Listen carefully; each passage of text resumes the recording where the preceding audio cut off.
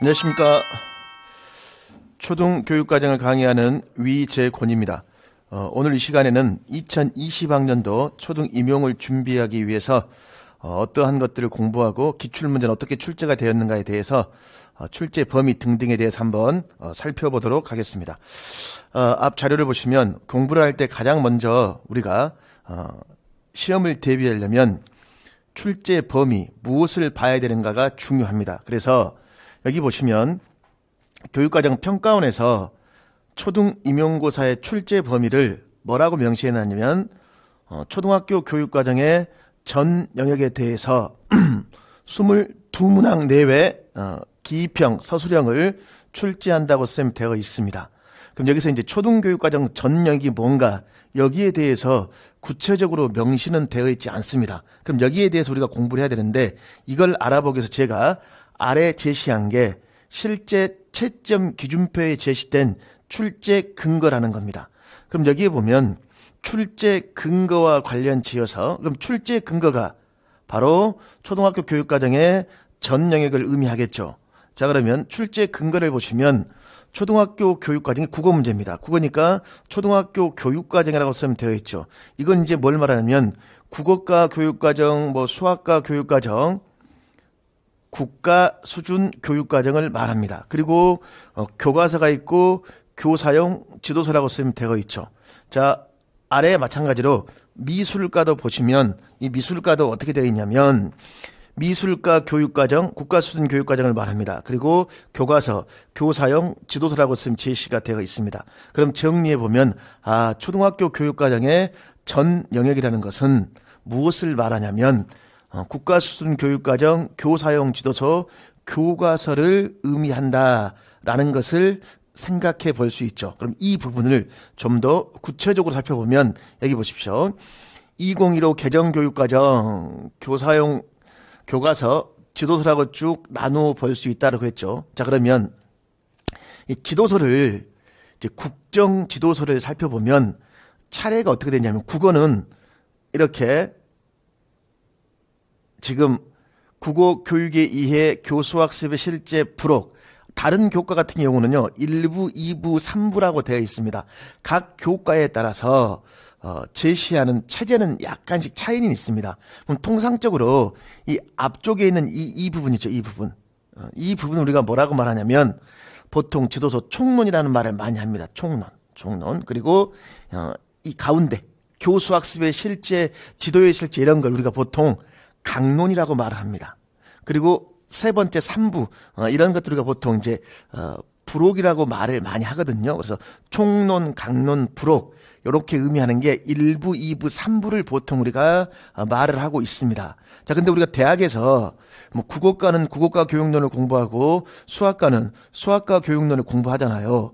그럼 이제 여기에서 제1부하고 제3부에 뭐가 되어 있냐면 교과 교육론 내용이 들어가 있습니다. 그럼 여기에 교과 교육론 내용이 들어가 있기 때문에 우리는 교육과정, 교과서, 지도서, 교과 교육론 이렇게 좀 더 세분화해서 살펴볼 수 있겠죠. 자, 그러면 수학과를 예로 한번 더 수학과. 올해 임용고사 수학과의 문제를 봤더니 교육과정, 지도서, 총론, 교과교육론, 지도서, 강론. 사실은 수학은 이제 제3부가 없습니다. 이 수학과의 지도 이 일부 속에 이제 지도서, 총론 속에 교과교육론이나 교수학습 모형 내용이 전반적으로 들어가 있습니다. 그럼 시험 보시면 쌤 보면 교육과정에서 출제가 되고 그 다음에 지도서, 총론, 교육론, 강론 여러 가지에서 출제가 되고 있는데 보면 강론에 가장 많은 출제가 쌤 되고 있죠.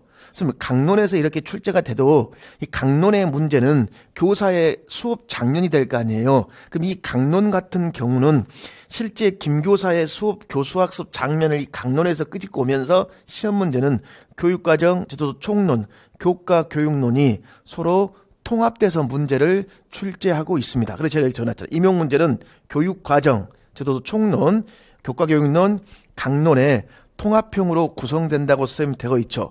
그럼 이제 우리가 공부를 할 때 물론 강론에서 지문이 많이 나온 하더라도 처음부터 강론을 공부하는 게 아닙니다. 모든 공부의 출발점이 뭐냐면 국가 수준 교육과정이라는 거예요. 그래서 우리가 국가 수준 교육과정에 대해서 먼저 공부하는 게 중요해요. 그럼 공부할 때는 순서가 있습니다. 여기 보시면 뭐가 있냐면 교육과정, 저도도 총론, 교과교육론, 저도도 강론, 이 순서대로 학습하는 게 중요해요. 그럼 모든 공부의 출발점은 교육과정을 명확히 공부해서 이걸 확장시켜서 강론 교사의 교수학습 활동과 접목시켜보는 게 굉장히 중요합니다. 자, 그럼 먼저 이제 우리가 교육과정을 어떻게 공부해야 될 것인가, 이걸 저와 같이 한번 살펴보겠습니다. 그럼 이걸 살펴볼 때 이제 교육과정 내용뿐만 아니라 강론 내용을 접목하고 기출이 어떻게 됐는가 전반적으로 한번 살펴보도록 하겠습니다. 자, 여기 보시면 뭐가 있냐면 2015 개정 교육과정의 선생님들 과목별 차례가 되어 있죠. 그 모든 과목이 1번은 성격, 2번은 목표, 3번은 내용체계 및 성취기준, 4번은 교수학습 방향이라고 선생님들 이 순서로 선생님들 되어 있습니다. 그럼 여기서요 가장 중요한 건 내용체계 및 성취기준 파트가 가장 우리가 공부할 때 중요합니다. 여기 부분 보시면 이 부분은요 핵심으로서 지도서 강론과 연계한다고 그랬잖아요. 그러니까 이 부분이 지도서 강론을 집필할 때 기준이 되는 부분이에요. 그럼 성격, 목표, 교수, 내용체계 및 성취기준, 교수학습 및 방법, 학습 방향이 쭉 나와 있는데 이게 이제 각 과목별 목차입니다.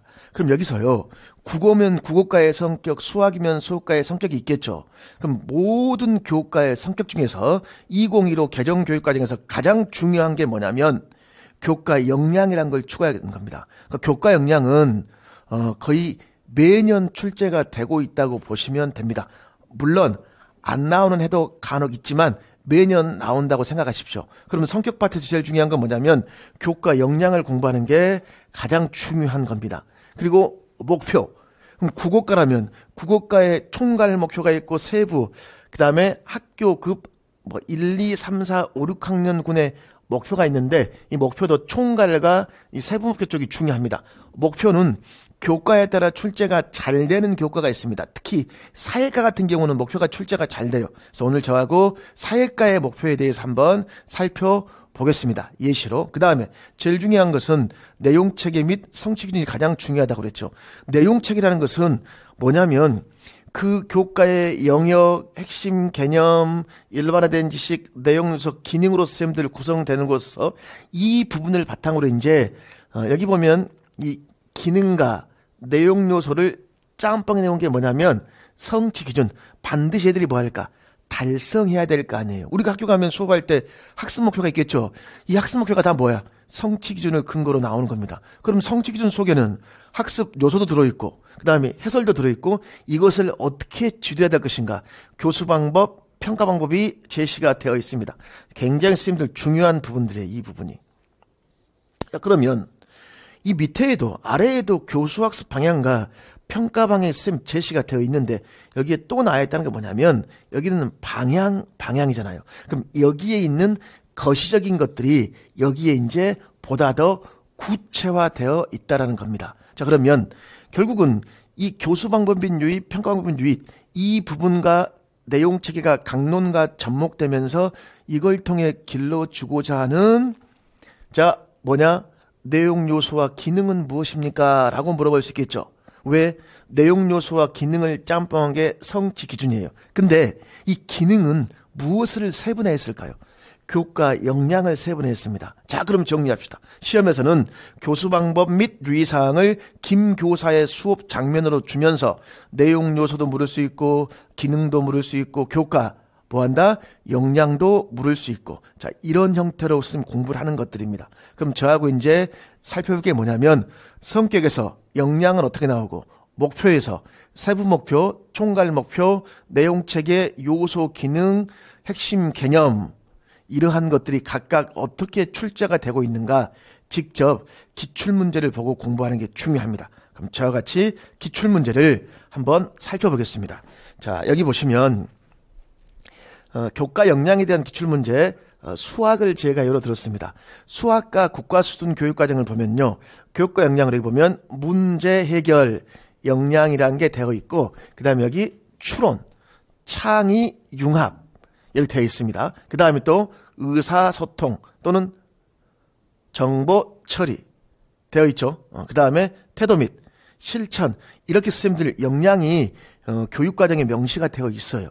그럼 시험에 이제 이런 역량을 쓰라고 나오겠죠. 그럼 역량은 항상 뭐더라? 제가 이렇게 여기. 그럼 여기 보면 항상 김 교사의 무엇 교수학습 활동의 선생님들 보기를 준다고 그랬잖아요. 그럼 활동의 선생님 뭐라고 되어 있냐면 여기 다양한 관점을 존중하면서 다른 사람을 생각하고 이해하고 수학적 아이들을 표현하고 토론하게 한다. 그럼 여기 보시면 뭐라고 선생님 되어 있냐면 자 의사소통이란 말이 있습니까? 수학적 지식이나 아이디어 수학 활동의 결과 문제 해결 과정 신념 태도 등을 말, 글, 그림 기호로 표현하고 다른 사람과 아이들을 무엇 이해하고 소통할 수 있는 능력들을 말하고 있더라. 자, 요걸 이렇게 지금 표현해 놨죠. 그래서 뭐라고 하느냐? 의사소통입니다. 그럼 이 문서는 이 내용은 교육과정이라는 문서에 그대로 들어있기 때문에 정확히 답을 써야 정답으로 인정해 주는 것들입니다. 그래서 교과 역량을 묻는 문제는 교육과정에 있는 지문을 그대로 교수학습 활동에 옮겨서 답을 쓰는 형태들입니다. 자, 이런 형태들은 교과를 바꿔가면서 출제가 잘 되고 있어요. 다른 교과를 한번 또 살펴보겠습니다.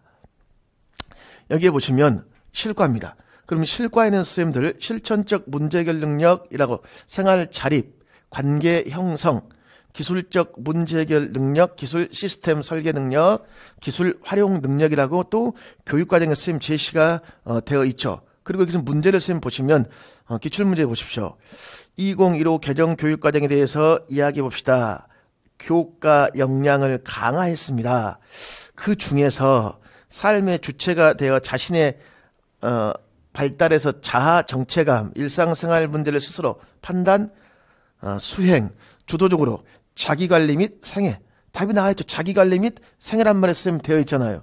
선생님 그럼 여기 보시면 생활 자립 능력은 삶의 주체로서의 자신의 발달 과정에서 자아 정체성을 형성하여 일상의 문제를 스스로 판단, 수행, 주도적인 관점에서 자기관리 및 생애. 그대로 이게 답이 되는 겁니다. 그래서 생활 자립 능력 이런 식으로 역량에 대한 문제가 출제가 종종 자주 되고 있습니다. 또 마찬가지입니다. 선생님들.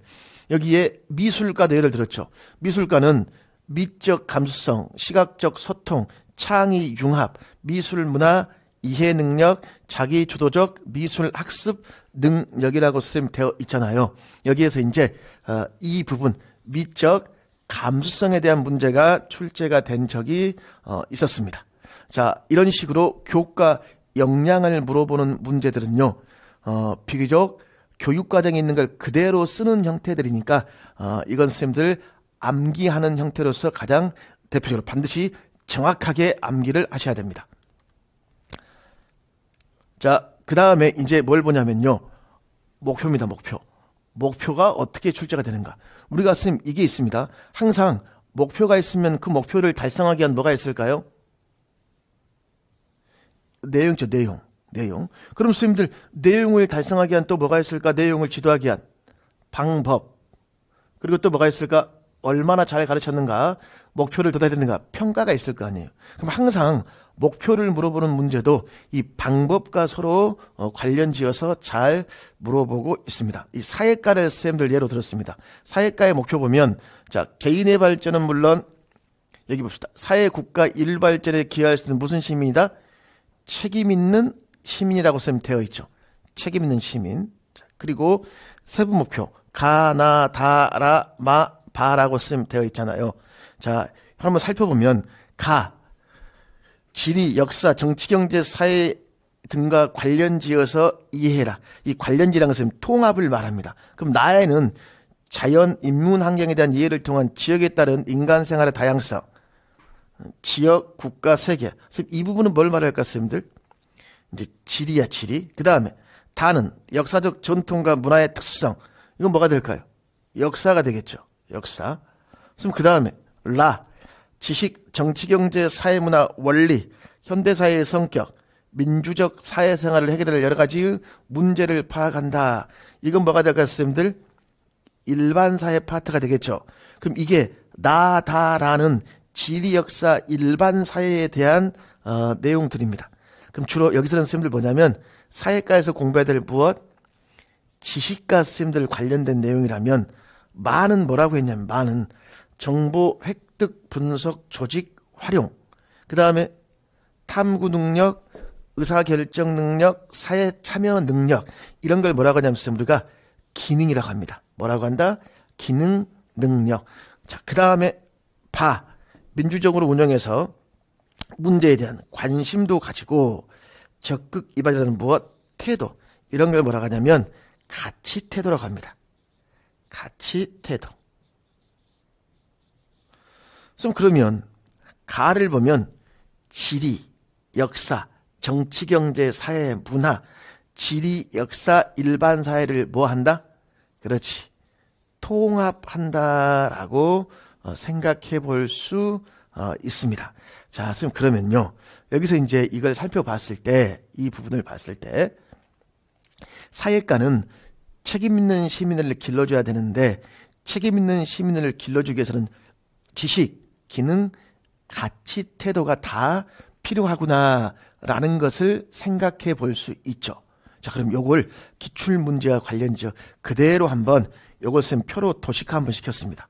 자, 사회과 교육과정 목표는 개인, 사회, 국가, 인류 발전에 기여할 수 있는 가로심이다라고 쌤 되어 있잖아요. 이게. 자, 문제. 기억에 들어갈 내용을 쓰라고 그랬죠. 그럼 이거 그대로 쌤들 교육과정에 뭐라고 되어 있습니까? 개인의 발전은 물론 사회, 국가, 인류 발전에 기여할 수 있는 무엇? 책임 있는 시민. 그럼 여기 이제 책임 있는 시민이라고 답을 쓸 수 있겠죠. 그리고 이제 세부 목표가 지식, 기능, 그다음에 무엇? 가치, 태도로 지금 나눠져 있잖아요. 그럼 뭐라고 했죠, 제가? 이런 목표를 달성하기 위한 무엇? 방법. 이 방법은 교수학습, 모형이나 이런 걸 생각한다면 되겠죠. 그럼 여기 보시면 디귿을 함양하기 위한 수업 계열하고 있습니까? 디귿. 그럼 자, 기능에는 정보 획득 및 활용, 탐구 능력, 그리고 뭐가 있어요? 이렇게 디귿이라고 선생님들 제시가 되어 있잖아요. 자, 그럼 이 디귿에는 뭐가 들어갈 것인가? 여기 보면 선생님들 지금 마에 지식, 정보, 획득, 분석, 조직, 그 다음에 탐구, 의사결정, 사회 참여라고 선생님 되어 있잖아요. 그럼 여기 이제 사회 참여라든가 의사결정 여러 가지가 선생님 들어갈 수 있겠죠. 근데 결정해야 될 문제, 선택할 물건에 대한 가치 정보, 물건 선택, 결정, 설정, 그 다음에 물건 평가 우선순위, 그 다음에 물건을 선정한다는 것은 뭐냐면 우리가 사야 될 물건이 A도 있고 B도 있고 C도 있는데 장단점을 평가해서 최종 물건을 뭐한다? 선택한다. 이 선택한다는 걸 다른 말로 뭐라고 할 수 있을까? 의사 결정한다라고 할 수 있겠죠. 그래서 이것은 지금 뭘 말하냐면 의사 결정을 말한다라고 생각할 수 있겠죠. 그럼 여기서 이제 보십시오. 나를 통해서 중점적으로 기르고자 하는 기능력의 목표. 그럼 이제 이 기능, 이 목표를 쓰라고 그랬죠. 그럼 이걸 통해서 이 기능 보십시오. 기능. 여기도 보시면 지금 의사결정 능력. 그럼 여기 이제 의사결정 능력. 이렇게 답을 쓰는 겁니다. 그러니까 그대로 목표를 묻기 위해서 이렇게 교수학습 활동을 던지는 거예요. 그 다음에 이 지식이란 말이 있습니다. 지식. 우리가 지식이란 말은 간단히 설명하면 지리, 역사, 일반 사회를 공부할 때 지식은 사실적 지식이 있습니다. 그럼 사실이 모여서 이제 뭐가 될까? 개념과 개념이 모여서 원리, 일반화가 되는 것들이거든요. 그럼 여기서 이제 뭐라고 했냐면 다음 차시의 수업을 위해 아래 자료를 만들었다. 이 자료를 활용하여 윤교사가 달성하고자 하는 무엇? 수업의 목표라고 있습니까? 없습니까? 목표를 제시해봐라 라고 쓰면 되어 있죠. 그럼 여기서 보십시오. 수업 목표를 지금 우리가 제시하는 건데 수업 목표. 중요한 건 선생님 뭐냐면 니은과 A를 포함하라. 이런 문제는 선생님들 쉽지는 않습니다. 왜 그러냐면 이 문제를 선생님 풀려면 수업 목표를 제시할 때 니은과 A 이걸 정확히 선생님 들어가야 돼. 그러면 니은 봐봐. 사실 일반화로 했죠. 그럼 사실과 사실이 모여서 뭐가 된다? 개념. 그렇지? 개념. 그러니까 니은과 A를 포함하라고 그러잖아요. 그럼 이제 A. 농부가 농사를 짓고 제빵사가 빵을 만들고 의사가 환자를 치료한다. 자, 선생님, 이러한 것들을 우리가 뭐라고 합니까? 생산이라고 합니다. 그래서 이 임용고사 이 문제가 올해 또 나왔습니다. 그럼 결국은 선생님들 생산에 엄마가 시장에서 물건 사는 건 뭐였습니까? 이건 소비겠죠. 그럼 생산과 생산이 아닌 거야. 그럼 오늘 우리는 애들에게 어떠한 개념을 가르칩니까? 생산이라는 개념을 뭐 할까? 가르친다 그 말이겠죠. 그러면 오늘 수업 목표 속에는 무엇의 개념을 말할 수 있다? 생산의 개념을 말할 수 있다. 반드시 어떤 말이 들어가 있어야 돼? 생산이란 말과 개념이란 말이 들어가 있어야 되겠죠. 자, 그러면 이 문제 스타일을 봤을 때 핵심이 뭐냐면 지식, 기능, 태도. 지식은 사실, 개념, 일반화된 지식이 있더라. 그럼 이런 개념적 지식을 지도할 때는 개념학습입니다. 무슨 학습? 개념학습. 그 다음에 기능에서 의사결정력을 길러주게 한 이런 수업 개요는 의사결정 수업 모형. 정리하면 이런 목표를 길러주게 한 방법은 여러 가지 학자들의 교수학습 모형과 관련지어 시험 출제가 잘 되고 있는데 비교적 어떤 교과에서 잘 되고 있다? 사회과에서 비교적 잘 되고 있다라는 것들을 예시로 들었습니다. 자, 그 다음 이제 뭘 공부하냐면 내용체계 및 성취 기준이라고 되어 있는데 먼저 내용체계에 대해서 학습 방법을 알아보겠습니다. 선생님, 내용체계는 교과에 따라 출제되는 방식의 차이가 있는데 내용체계 중에 굉장히 출제가 잘 되는 게 뭐냐면 국어입니다. 국어. 이 국어과의 내용체계는 굉장히 시험 출제가 잘 되고 있습니다. 그럼 내용체계는요. 영역, 그 다음에 핵심 개념이 있었죠. 그 다음에 뭐가 있었습니까? 일반화된 지식, 내용 요소, 기능이 있었죠. 그럼 여기 봐봐. 핵심 개념, 일반화된 지식, 내용 요소, 기능, 영역은 읽기입니다. 자, 뭐라고 했냐면 국어에 공부하는 방법이야. 그러니까 이게 있습니다. 왜 제가 이걸 설명드리냐면 무조건 암기하는 게 아니라 어떻게 시험에 출제가 되고 있느냐를 우리가 살펴보면서 암기하는 것과는 천지 차이입니다. 학습 방향을 잡을 때에는 꼭 어떤 식으로 기출이 되고 있냐를 꼭 먼저 알아둬야 돼요. 그럼 국어과에서 보면 여기 핵심 개념에 제시된 목적에 따른 글의 유형과 지도서 강론에 제시된 글의 종류를 연계해봐라. 즉, 이 부분이 핵심 개념의 읽기의 본질, 글의 유형, 정보 전달, 설득, 층교점, 정석표현, 매체, 구성요소, 독자, 글, 맥락, 과정, 읽기의 방법 여러 가지가 있는데 이 부분이 굉장히 중요합니다. 자, 이 부분은 목적에 따른 글의 유형과 강론을 연계하라고 그랬죠.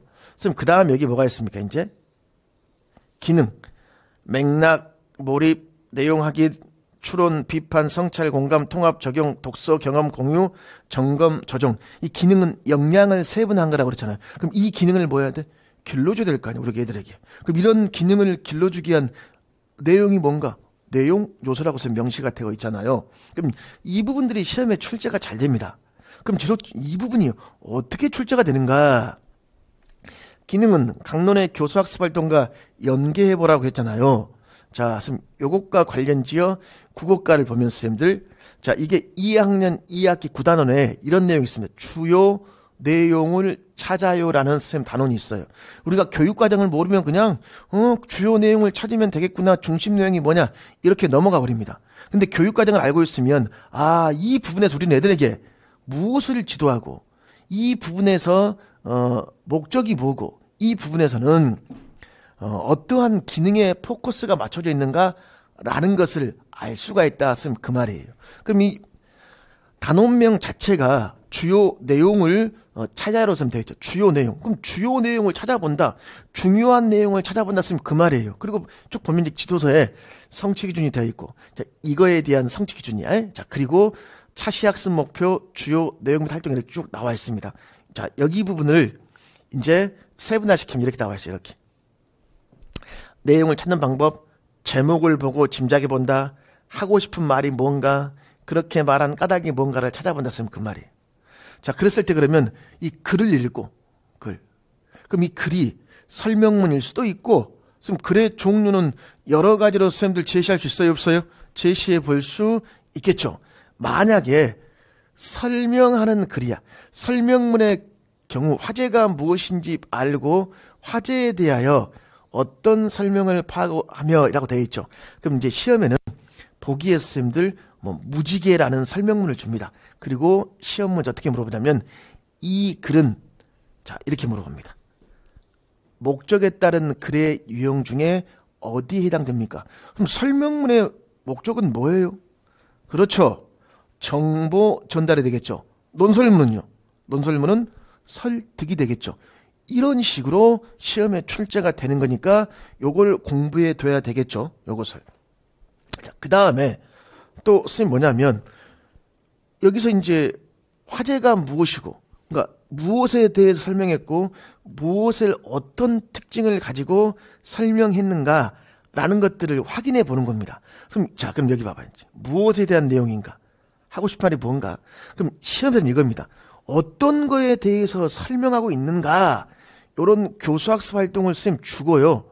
주요 내용 찾는 방법 이런 활동을 주고 뭘 쓰라고 하냐면 기능을 쓰라고 합니다. 여기서 강조하는 기능이 뭔가? 내용을 찾아보는 거야. 무엇? 주요 내용. 그렇지. 그러니까 중요한 내용이 무엇인가를 확인해 보는 게 되겠죠. 그렇기 때문에 내용 확인하기. 그래서 제가 목적에 따른 글의 유형 정보 전달 기능은 내용 확인하기와 관련된 강론이다. 그래서 시험 문제는 여기 부분을 또 김 교사의 학습 활동으로 주고 설명문을 줄 수도 있고 논설문을 줄 수도 있고 이야기를 줄 수도 있고 그치? 여러 가지 글을 주고 이제 목적에 따른 글의 유형 기능을 물어본다. 그 말입니다. 그래서 이런 형태의 문제는 국어에서 굉장히 출제가 잘 되고 있습니다.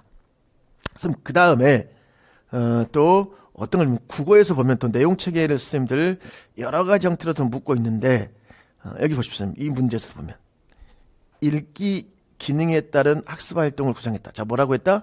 읽기 기능이란 말이 나와 있잖아요, 선생님들. 그럼 방금 전 읽기 기능에 뭐가 있었죠? 내용 확인하기, 추론하기, 비판하기 했었잖아요. 비판하기. 여기 있었죠? 그리고 뭘 쓰라고 했습니까? 교수학습 활동이 나와 있죠. 이런 문제였습니다. 가의 A를 활용하여서 자, 이 부분입니다. 이 부분들은 이제 우리가 활용해서 니은의 기억에 들어갈 학습 활동을 제시해 봐라. 선생님 그 말이야. 자, 그럼 이 부분을 활용해 가지고 선생님 그랬을 때 내용 확인하기 위해서 어떤 학습 활동을 해야 될 것인가? 요것은 방금 전에 봤던 문제의 그 반대 스타일이죠. 방금 전에는 학습 활동을 주고 뭐냐고 물어봤잖아요. 이제는 내용 확인을 주고 학습 활동을 쓰는 겁니다. 아니면 읽기 기능의 학습 활동으로 적절한 걸 찾아서 그 이유를 써라. 그러니까 학습 활동과 기능이 일치하지 않는 걸 찾아봐라. 쌤 그 말이야. 이 문제를 풀려면 목화와 의생하라는 이 지문을 읽어봐야 됩니다.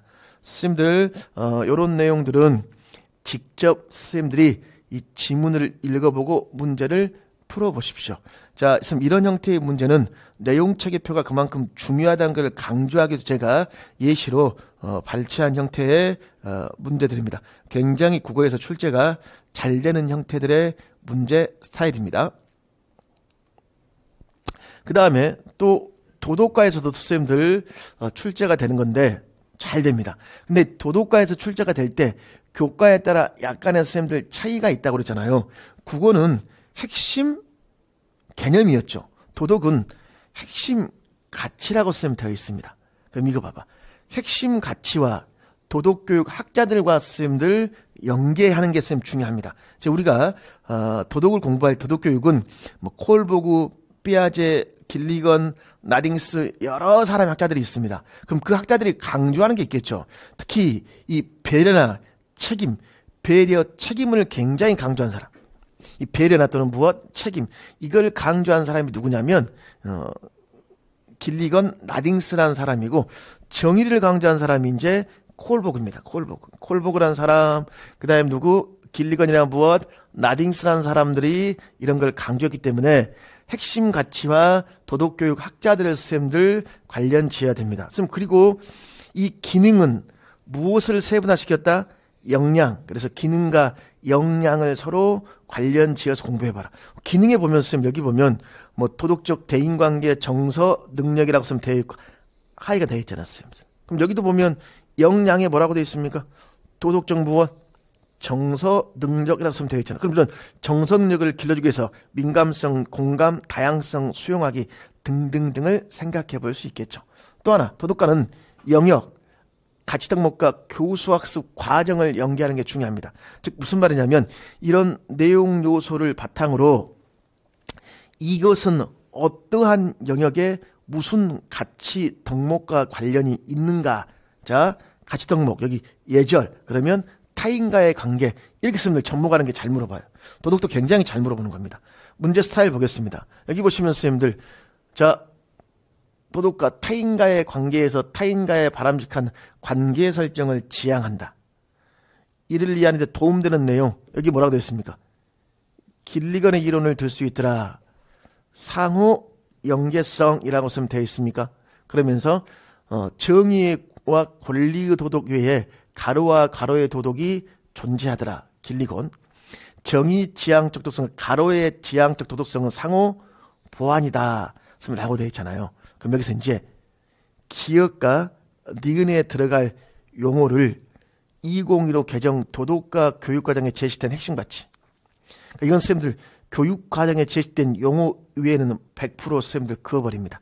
이거 제가 지금 내용 체계 중에 타인과의 관계와 사회 공동체의 관계 4개 중에 2개만 쌤들 제시했지만 크게 4가지가 있는데 거기에 이제 배려, 그 다음에 자연 초월과 연관된 책임, 그래서 배려와 책임, 이런 배려와 책임이 제시가 되어 있습니다. 그러니까 교육과정인데 그대로 쓰는 형태입니다. 또는 디귿은 도덕성을 전제로 자신 및 타인의 감정을 인식하고 보살펴주고 이와 관련된 기능으로는 민감성, 공감, 다양성, 수용하기 등등이 있더라. 그대로 쓰면 되어 있죠. 이거에 해당되는 무엇? 용어, 교과, 역량이라고 쓰면 되어 있죠. 앞에서 제가 기입형과 서술형이 있다고 그랬잖아요. 이렇게 용어를 쓰거나 단어를 쓰는 게 바로 뭘까? 기입형 형태의 가장 대표적인 예시인 겁니다. 그러면 도덕은 이런 형태의 문제로 출제가 되기 때문에 다른 교과보다 내용 체계표가 훨씬 더 중요하다 그 말이에요. 그리고 또 밑에 봅시다. 밑에 문제에서는 여기 내용 영역의 명칭과 가치 덕목을 쓰는 형태의 문제들입니다. 그러면 여기에 보면 문제 사태를 쓰면 문제 상황. 성민이 장난 골목길 이웃집 아저씨 허리 준호 아프시죠? 성민 죄송합니다. 아저씨 괜찮다. 아주머니 조심해라. 앞으로 조심하겠습니다. 라고 쓰면 되어 있습니까? 이 부분이 이게 바로 여기에 제시된 쌤들 뭐가 될까요? 예절 맞죠? 그럼 예절이기 때문에 타인과의 관계 그러니까 영역과 뭘 써라? 가치 덕목 이런 식으로 쌤들 출제가 쌤 되는 형태들이야. 그러니까 이런 문제를 쌤들 풀려면 기본적으로 교육과정의 내용 체계표가 머리에 들어있어야 될 거 아니에요. 그래서 모든 공부의 출발점은 뭐가 된다? 교육과정이 되는 겁니다. 그 다음에 지금까지는 내용 체계에 대한 문제였고 그 다음에 이제 성취 기준입니다. 성취 기준을 쌤들 잘 물어보는 교육과정의 대표적인 게 사회과입니다. 그럼 이제 성취 기준은 제가 뭐라고 했죠? 성취 기준 속에는 내용 체계표에 제시된 내용 요소가 쌤 들어있다고 그랬죠? 내용 요소. 그래서 내용 요소, 학습 요소가 무엇인가 이러한 것들을 쌤들 파악해 봐야 됩니다. 그 다음에 이런 학습 요소는 지도서 강론에서 쌤들 뭐가 있느냐면 주요 개념 및 무엇? 용어 해설이 있어요. 주요 개념 및 용어 해설과 쌤들 관련이 되는 겁니다. 학습 요소는. 그럼 이제 이 학습 요소는 지도서 강론에 뭐가 연관지어라? 주요 개념 및 무엇? 용어 해설과 서로 관련을 지어봐야 됩니다. 자, 쌤 그러면 여기도 보면 쌤들 주요 개념이 뭐가 있습니까? 용어 해설에 나와 있잖아요. 자, 그 다음에 성취균 해설, 교수학습 방법, 유의사항, 평가방법 유의사항은 교수학습 활동, 교수학습 참고 자료 및 활동 해설, 수행평가와 연계해 지어라. 자, 이게 뭐냐면 요거 성취기준 내용을 강론과 연계해 보는 게 중요합니다. 강론과 선생님들 연계를 해서 시험에 출제가 된다고 그랬죠. 이 부분이 가장 교육과정에서 핵심이 되는 부분이에요. 자, 이게 뭔 말이냐면, 요게 선생님들, 이게 초등학교 선생님들 교과서 내용입니다. 임용고사 공부를 하라고 했는데, 교과서 내용만 선생님들 보다 보면 이거 초등학생 공부가 돼버립니다. 여기 보시면, 오늘은 선택의 문제로서 경제활동 속에 선택의 문제에 대해서 공부를 합니다. 선택. 사람들이 생활하는 데 필요한 여러 가지들을 만들고 사용하는 것과 관련된 경제활동을 말합니다. 선생님, 그러면 여러 가지를 만든다는 게 뭐였죠? 생산. 그쵸? 그 다음에 이걸 돈으로 구입하는 거. 소비였죠. 생산, 소비. 그럼 경제활동이란 말 속에는 생산도 있고 뭐 또 있어요? 소비도 있을 거 아니야, 선생님들. 근데 이런 경제활동할 때는 무엇? 선택의 문제가 발생합니다. 왜요? 자원이 한정되어 있기 때문에 이걸 우리가 희소성이라고 합니다. 그렇기 때문에 선택할 때는 뭐 해야 돼? 현명한 선택을 해줘야 되겠죠. 현명한 선택에 필요한 까닭, 그 다음에 현명한 선택을 하는 방법, 정보 수집, 대안 평가 기준, 대안 평가 쭉 선생님 제시가 되어 있죠. 평가 기준 말해서 평가한다 선생님 그 말이야. 이게 선생님 교과서입니다. 이거 그냥 이것만 보면 도대체 여기서 뭘 어떻게 해야 될지 잘 모른단 말이에요. 이건 초등학생 공부란 말이에요. 이것을 교육과정과 연계시키는 게 중요합니다. 그럼 보십시오, 선생님들. 먼저 필요한 것에 무엇? 생산과 교환이라는 말이 있습니까? 굉장히 그러면 이제 뭐가 중요하냐면 이게 4학년 2학 2단원 단원명에 필요한 것에 생산과 교환이라고 쓰면 되어 있단 말이에요. 그럼 굉장히 선생님들 중요한 것은 생산이란 말이 선생님들 중요한단 말이에요. 중요해.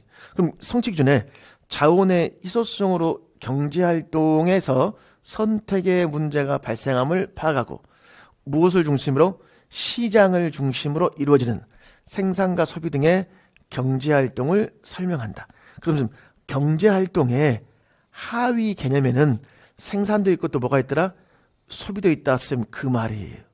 그럼 여기 학습 요소는 자원의 희소성, 선택, 시장, 생산, 소비. 먼저 학습 요소를 파악해야 된단 말이에요. 그럼 이 학습 요소는 뭐해라? 지도서 강론에 주요 개념 용어 해설과 연관지어라. 자, 이쪽 연관지으면 강론을 보면 이렇게 필요한 것의 생산과 교환 파트에 개념 및 용어 해설 부분이 있으면 제시가 되어 있습니다. 그럼 여기 보면 생산이 있고 시장이 있고 소비가 쭉 개념이 선생님들 제시가 되어 있죠. 그 다음에 이제 이 개념, 이 생산활동 개념 올해에도 선생님들 시험에 재화 서비스 생산 시험 출제가 굉장히 잘 되었습니다. 선생님 그 다음에 또 뭐가 있냐면 그럼 이 부분을 지도할 때 생산 소비활동 자원의 희소성, 선택의 문제, 역할이나 또는 무엇, 모의놀이 있습니까? 자, 근데 이건 선택의 문제이기 때문에 선생님들 무엇과 연관지어서 의사 결정과 관련 지어서도 굉장히 선생님들 중요하잖아요. 그럼 여기 보십시오. 교과서에는 이렇게만 나와 있어요. 근데 지도서에 교수학습 및 참고자료 활동 해설 여기 지금 적어놨죠. 저도 교수 방법 및 유의사항, 평가 방법 유의사항을 강론에 교수학습 참고자료 활동 해설 유의사항과 연관지어라. 여기에 보면 이 부분 교과서에 나온 이 부분이 결국은 뭘 말하냐면 의사결정 학습을 말합니다. 그러면 이 부분은 교수학습 모형으로 의사결정이라는 게 중요하고 개념으로서 생산, 시장, 소비라는 게 중요하구나. 그럼 시험에 출제자가 문제를 출제하는 형식은 이 부분을 의사결정의 과정으로 주면서 여러 가지 것들을 서로 복합적으로 물어본다 선생님 그 말이야. 그럼 제가 강조하고 싶은 내용은 뭐냐면요. 자, 국가수준 교육과정에 제시된 이 부분의 내용을 우리가 일요일에 쭉 공부를 했다면 이 부분이 강론에 어떻게 접목이 되고 있는가라는 걸 선생님들 살펴보는 게 중요하다 선생님 그 말이에요. 그러면 자 강론을 공부할 때 무조건 이 강론 내용 지도서를 공부하는 게 아니라 이 부분을 공부할 때 옆에 있는 성취기준을 한번 떠올려 보면서 공부하셔야 됩니다. 왜 그러냐면 사회에서는 기출문제를 보면 성취기준에 제시된 용어로 쓰는 문제가 시험에 출제가 잘 됩니다. 자, 이 문제 한번 보실래요, 선생님들? 올해 임용고사에 나왔던 문제입니다. 필요한 것의 생산과 교환, 뭐의 의미? 생산의 의미를 알 수 있다. 앞에서 문제 기억나세요? 생산의 무엇? 개념을 말할 수 있다. 즉 쓰면 기출은 많이 반복됩니다. 그리고 도입, 전개, 정리라고 쓰면 되어 있죠. 그럼 생산의 A와 B에 농부가 버섯 딴다, 반도체를 만든다, 공연한다, 치료받는다, 물건을 배달한다. 근데 지금 환자가 병원에서 치료받는 것은 생산이 아니죠. 이건 생산은 거리가 뭐 이건 소비와 관련된데 일단은 선생님들 문제 스타일을 보시면요. 뭐라고 되어 있냐면 생산의 B의 이유가 뭔가, 생산과 소비의 무엇, 관계가 뭔가 라고 선생님들 문제가 이제 출제가 올해도 되었습니다. 자, 이건 선생님들 생산의 개념이기 때문에 개념학습의 형태의 문제로 쓰면 출제가 되는 거예요. 아니면 무엇을 선택하는 것은 의사결정학습. 자, 이런 형태로 문제가 출제가 되는 것으로서 사회까지는 개념이 이렇게 잘 나오고 이 생산이 이 용어가 어디에 나와 있더라? 성취준의 용어가 분명히 명시가 되어 있었습니다. 그러니까 이런 쌤들 문제 스타일을 쌤 볼 때에도 뭘 생각하냐면 교육과정. 무슨 말이냐면 좀 전에 교육과정 이런 말 했었죠. 성취 기준에 경제활동에는 뭐가 있었죠? 시장을 중심으로 뭐가 있었다? 생산과 소비가 있잖아요, 선생님들. 그러면 경제활동이라는 상위 개념의 하위 개념으로 생산, 소비가 있는데 생산과 소비는 뭐예요? 같은 동의관계가 되겠죠. 그래서 동의관계라고 말할 수 있는 형태들입니다. 그러니까 이런 형태의 기출문제를 풀려면 무조건 강론에서 이걸 찾기보다는 이거에 해당되는 성취 기준을 보고 그것을 강론과 뭐 해보자? 접목해보는 연습을 해보는 것들이 중요합니다. 자, 그 다음에 과학도 쌤 보시면요. 이 과학을 보시면 과학도 쌤들 공부하는 방법들입니다. 교육과정에 있는 내용을 어떻게 강론과 서로 접목해 보는가. 그러니까 이 이론이 어떻게 실제적으로 접목되는가. 이제 이것 마찬가지. 학습 요소를 파악하고 그 다음에 강론의 학년 및 단원을 파악해. 그리고 탐구 해설, 교수 유의, 평가 유의를 강론의 배경지식, 탐구 활동 팁. 그러니까 실험 활동할 때 유의점 팁이 있습니다. 그리고 참고 자료, 또 5개념 바로잡기와 서로 연관 지어보는 게 과학에서는 중요하다. 그 말이에요. 그럼 이제 국가수준교육과정 성취기준 보면 물의 상태 변화라는 부분이 있습니다. 여기에 성취기준 보면 물이 얼 때와 얼음이 녹을 때의 무게와 부피, 증발, 끓음, 수증기, 얼음, 응결이라는 용어가 쌤 제시가 되어 있죠. 이제 학습 요소가 쭉 나와 있잖아요, 쌤. 그럼 이걸 지도하기 위해서 과학은 쌤 뭐가 필요해? 실험, 탐구 활동으로 쌤 교과서의 교육 과정에 부피와 무게 변화, 증발을 끓을 때의 특징, 응결 이러한 것들이 명시가 쌤 되어 있습니다. 그럼 이제 이런 걸 공부할 때 부피와 무게의 변화를 알아봐야 돼요. 그럼 부피와 무게의 변화를 알아보기 위해서 밑에 보십시오. 교육 과정에 물이 얼 때와 녹을 때의 부피 변화를 정확한 측정하여 비교하지 말고 물 기둥의 무엇? 높이 변화다. 물 기둥에 이걸로 알아봐라. 자, 이걸 무턱대로 암기하는 게 중요한 게 아니라 이것을 교육과정을 지도서와 연관 지어봐야 돼요. 그럼 여기서 이제 보면 얼음이란 말이 있고 수증기란 말이 있잖아, 선생님. 또 물이란 말이 있잖아. 물, 얼음, 수증기. 자, 이러한 것들을 선생님 봤을 때 이러한 학습 요소. 자, 과학은 지도서 항상 배경 지식이라는 게 있습니다. 그럼 배경 지식이 보면 얼음, 물, 액체, 고체, 액체, 기체 있죠. 이렇게 설명되어 있어요. 이 설명을 한번 쭉 보는 게 선생님 중요해요. 그리고 온도와 압력에 따라 쭉 존재한다. 그리고 분명히 교육과정에 탐구활동이 있었죠. 그러면 교과서에서 탐구활동을 찾아봤을 때 물이 얼 때와 무게의 부피 변화입니다. 자, 근데 탐구활동을 볼 때는 선생님들 제가 뭐라고 그랬죠? 여기서 팁. 그럼 여기 팁. 물이 얼 때 플라스틱 실험관의 바깥쪽 물방울 연결되어 있으므로 플라스틱 실험관 겉면을 물기를 닦은 뒤에 빨리 무게를 챙겨라. 이런 게 이제 실험 활동상의 유의점이라는 것들입니다. 그리고 여기 봐봐. 물기둥의 높이 변화로 부피의 변화. 그렇더니 선생님 봐봐. 여기 시험관에 물을 반 정도 붓고 물의 높이를 표시한다. 물기둥의 무엇? 높이를 이렇게 표시합니다. 그리고 얼음에 소금을 잘게 잘 섞어라. 이렇게 초등학교 교과서가 선생님 나와 있어요. 교과서가. 그럼 이제 이 교과서 이 부분을 선생님들 출제할 때 출제자가 선생님들 어떤 걸 물어볼 수 있을까요? 예를 들면 왜 얼음에 소금을 넣는가? 자, 이 부분들 교과서에 보면 지도서에 참고 자료라고 쓰면 설명이 되어 있어요. 그럼 이것도 마찬가지.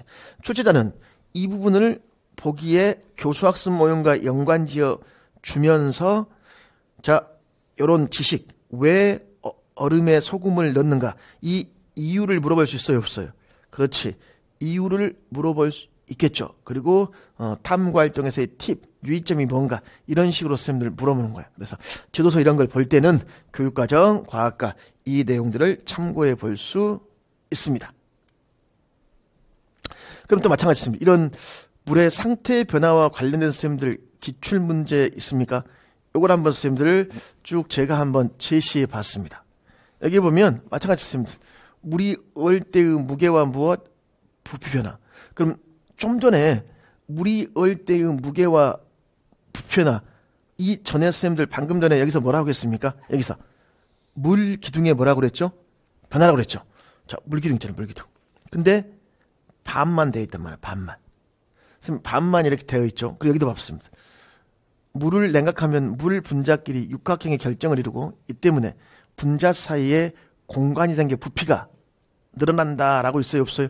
그럼 부피가 늘어나는 이유가 선생님 쭉 나와 있죠. 자, 이 실험을 주고 물어볼 수 있는 문제 스타일들을 보면 선생님 보십시오. 물을 가득 채운 다음 물을 얼리면 발생할 수 있는 문제점. 좀 전에도 보면 반만 늘어, 반만. 왜 그래요, 선생님들? 가득 채워버리면 얼면 부피가 뭐 할까? 팽창한 김에 터져버린단 말이에요. 이게 일상생활의 얘가 뭐야? 이게 수도관이 뭐 할까요? 터져버리잖아요, 선생님들. 그쵸? 그걸 말합니다. 수도관이 터져버리는 형태들을 생각해 볼 수 있어요. 일상생활에서. 자, 그럼 이제 여기서도 보면 이제 지금 교수학습 장면을 두고 문제를 물어보는 거. 또 봐. 얼음, 소금을 함께 넣는 이유가 뭐냐? 부피가 증가하는 이유가 뭐냐? 이런 식으로 선생님들 문제를 구하더라 출제한다 쓰면 그 말이에요.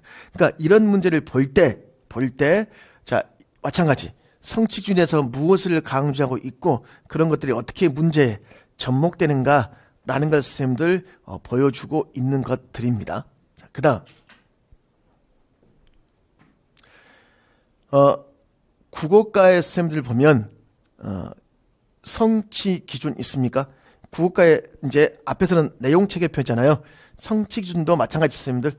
얘도 학습 요소를 파악해서 강론, 학년, 단원을 파악해서 이제 해설, 교수 방법, 평가 방법을 강론해 유의점, 교과서, 참고 자료를 연결 지어주는 겁니다.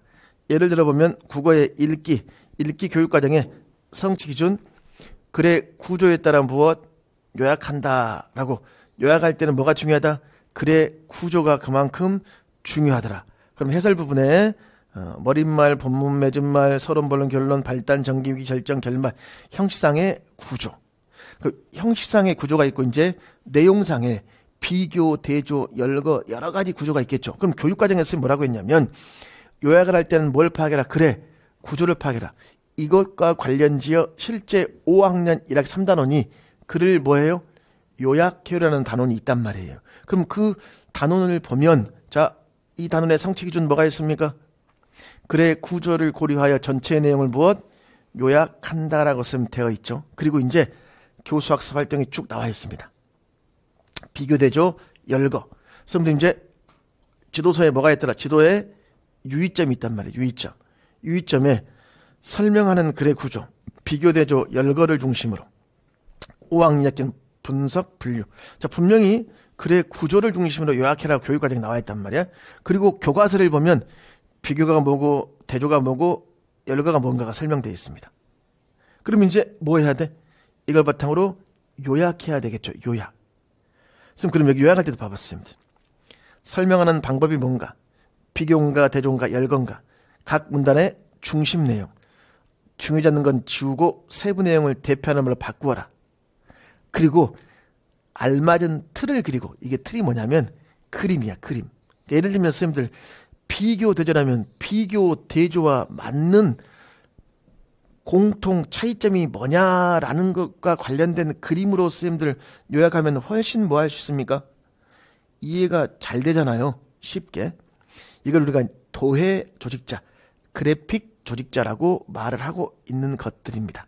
그래서 글의 구조에 따라서 요약해 본다 라고 있고, 이제 직접 이제 교과서를 쭉 이렇게 제시해 본 것들이에요. 설명문이면 처음, 가운데, 끝이 있고 각 문단별 중심 내용이 있고, 그리고 여기 보면 이제 직업과 옷 색깔의 관계를 나열. 그러면 나열식 구조다 선생님 그 말입니다. 이게 지금 설명문이야, 설명문. 그러니까 이런 식으로 교육과정이 이렇게 나와 있으면 요약하기 5학년은 글의 구조에 따라 요약하는구나 라는 것들을 이런 식으로 좀 살펴보자 선생님 그 말이에요. 그러니까 또 이런 부분들의 내용을 보면 또 참고자료에 설명문의 객관성에 어긋난 표현이 뭔가 나와 있습니다. 즉 정리하면 이거야.